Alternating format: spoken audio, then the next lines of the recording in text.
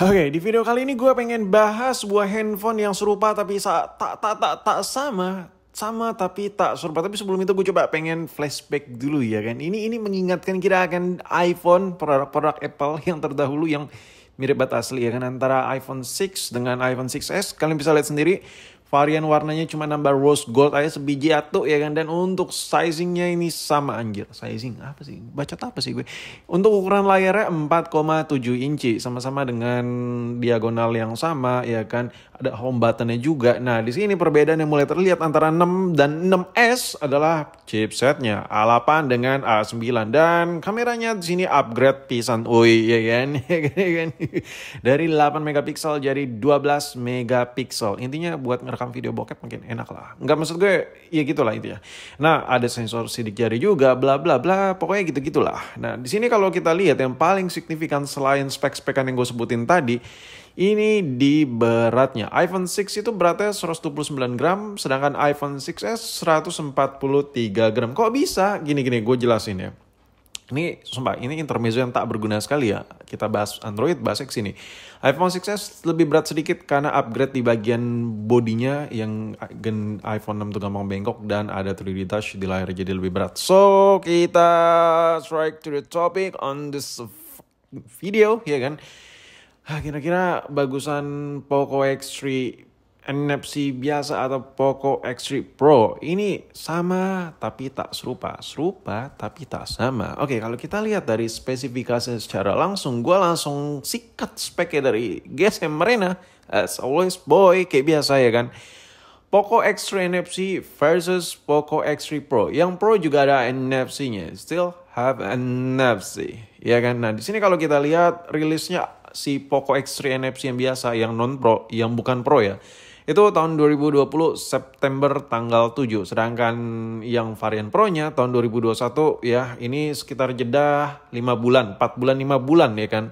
Jadi yang varian Pro lebih baru hampir 5 bulanan ya ketimbang si Poco yang varian X3 biasa.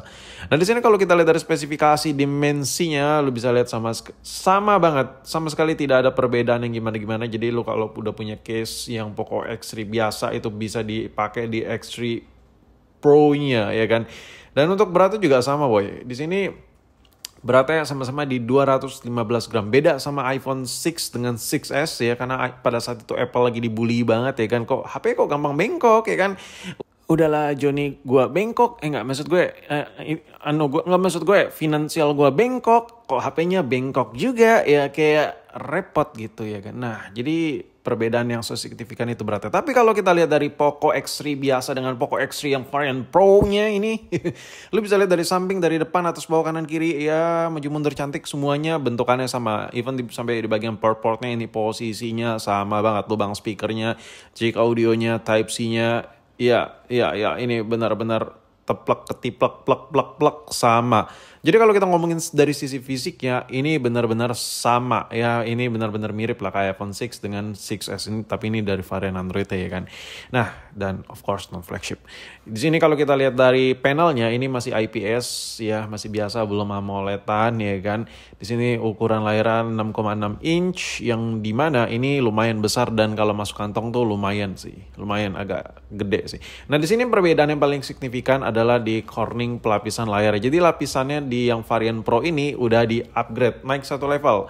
Maksud gue Gorilla Glass varian 6, Gorilla Glass 6 ya. Jadi ya tapi bakal lecet-lecet juga sih, harus pandai-pandai kalian. Nah, tapi ngomongin soal layar Poco ini kalian jangan beranggapan kayak Poco yang harga 3 juta, 4 juta, 5 juta. No. Kalau Poco yang harga 3 juta, 4 juta, 5 juta, 6 juta, 7 juta, 8 juta, 9 juta, 10 juta jual diri. Itu displaynya beda lagi boy. Itu displaynya itu kayak lebih nimbul ya karena dia udah AMOLED, belum IPS ya, dan layarnya itu refresh rate-nya itu benar-benar lebih nampol ya, meskipun ini 120 juga sih, tapi lebih berasa di yang varian AMOLED ini lebih nimbul gitu. Nah layar si Poco X3 ini sama mirip-mirip yang gue rasain ya dengan si Poco M5 ya.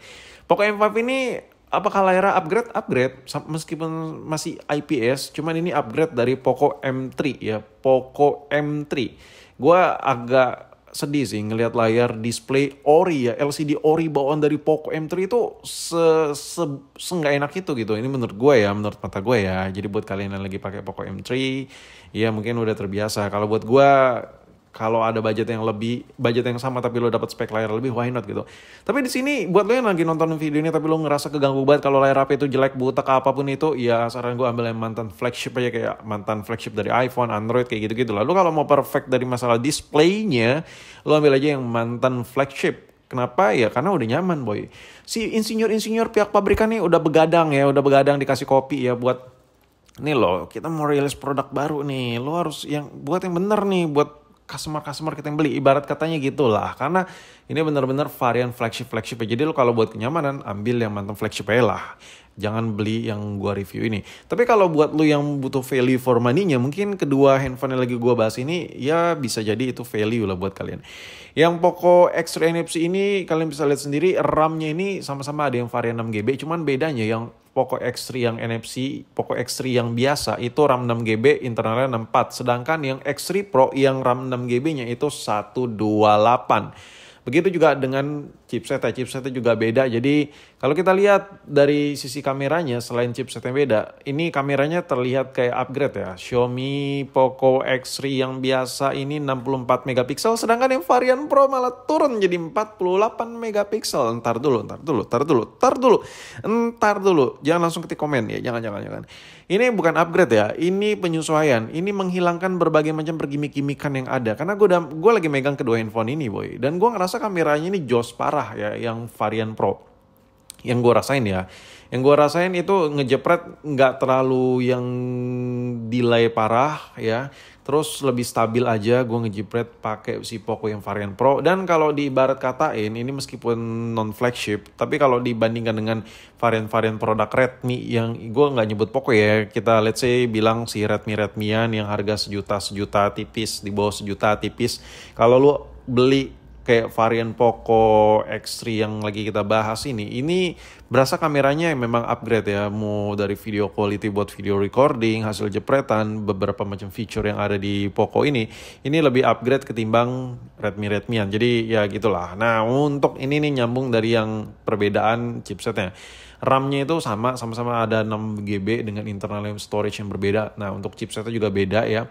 Jadi karena chipsetnya beda, lo bisa lihat sendiri Antutu skornya ini juga berbeda. Mumpung sama-sama V8, gue kasih lihat perbedaannya. Yang Poco X3 yang biasa itu tembus di 283.000, sedangkan yang X3 Pro ini tembus di 453.000. So kesimpulannya dari sisi gue ya, dari sisi budget ya, sebenarnya beda tipis banget sih antara Poco X3 dengan X3 varian Pro. Ini harganya beda tipis banget. Even kalau lo kayak beli tuh bahkan harganya ada yang sama. Tergantung lah kalian mau beli di mana gitu, mau beli di counter, mau beli di OLX misalnya, apapun itulah. Antara Poco X3 biasa dengan X3 Pro itu sometimes harganya ada yang sama.